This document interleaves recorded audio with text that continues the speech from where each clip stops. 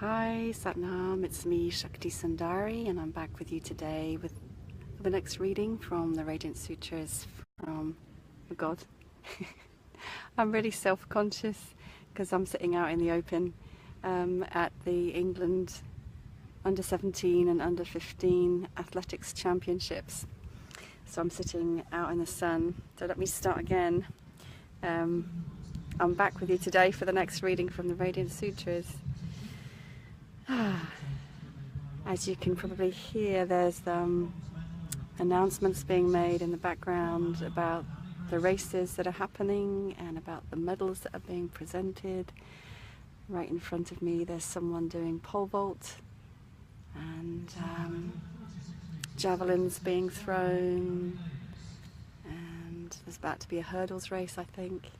So yeah, I'm in the midst of crowds of people who are all here watching their children, boys and girls, competing in the National Athletics Championships. So I'm here because my son is here.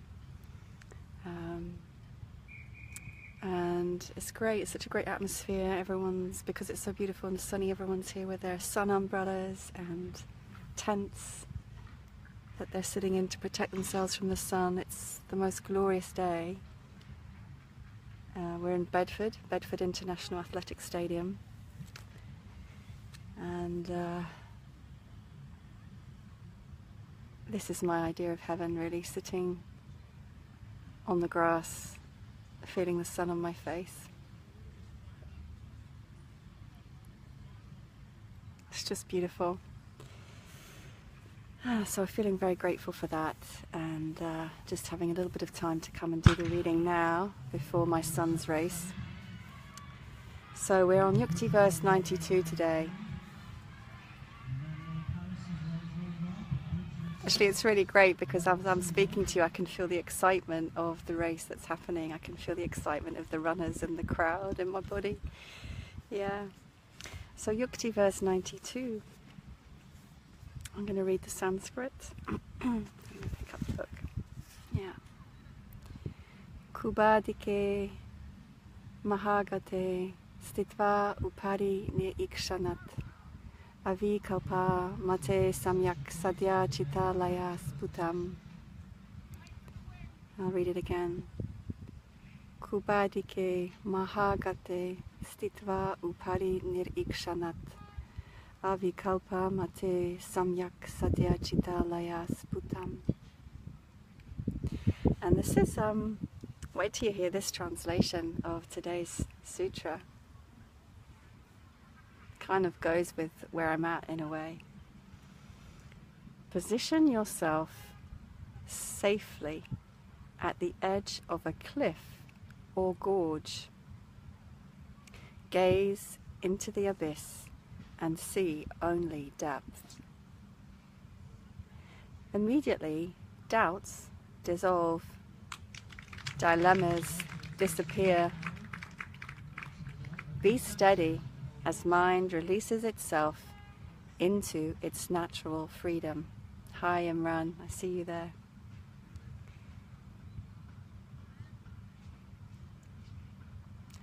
So, this sutra is inviting us to do something pretty daunting,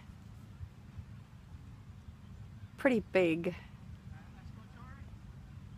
We're being asked to stand safely at the edge of a cliff, which is a very, very, very high place, right? Or a gorge where there's a big ravine in front of us, and gaze into the abyss, seeing only depth. I don't know if you've ever done that. You know, I have, what that just brought to mind for me was when I visited the Grand Canyon in the United States, and to just behold such vast space. So there was this sense of awe and wonder at the tremendous, immense scale of nature. And also just a little bit of trepidation, a little bit of fear about being so close to death, you know, because if one gets too close, one could fall in and die. So one is then both aware of the immensity of nature and one's insignificance, I suppose, how small we are. And when we look at something like that, when we look down into the depth of a ravine or over the edge of a cliff and we see the vast space below and beneath us, we're reminded that we are just here for such a short time, and yet history has shaped these rocks. History has shaped this landscape for thousands and thousands and thousands of years. And for me, it always makes me then wonder about my own life in that timeline, and puts, of course, all my human worries and concerns and anxieties into a perspective. So it takes me out of myself. As the verse says, immediately doubts dissolve, dilemmas disappear. Because when we're confronted with the majesty of nature, with the grand scale of nature and of time, of course we begin to see our place in that, and everything, including us, becomes so small. And yet at the same time, in that awareness, we can access awe and wonder, and in that state of awe and wonder, obviously the things that we thought were so important become insignificant, really.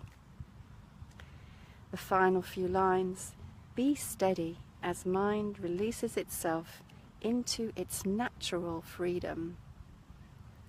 Its natural freedom, so we're reminded that that is our natural state of being. This expanded state of consciousness is our natural state of consciousness. To be free is our natural state, and also for me there's an illusion there of nature, and nature reminding us of our natural freedom, because we are one with nature and we are part of it. And this is a wonderful verse for me to be reading today, as I'm watching all these athletes who are competing at a really high level and putting themselves on the edge, you know. And there are also athletes in wheelchairs here, and that always touches me so much and reminds me of the insignificance of my own concerns when I see people with limited physical abilities or disabilities who are here competing at a national level in their wheelchairs. I mean, wow, you know. So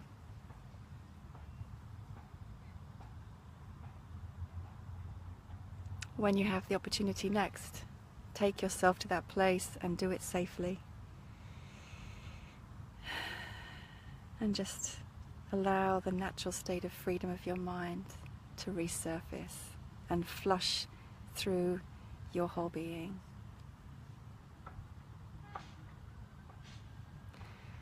That's it for today. Thank you for joining me, and join me again tomorrow for the next reading from the Radiance Sutras. And I get a round of applause. Much love and Sat Nam.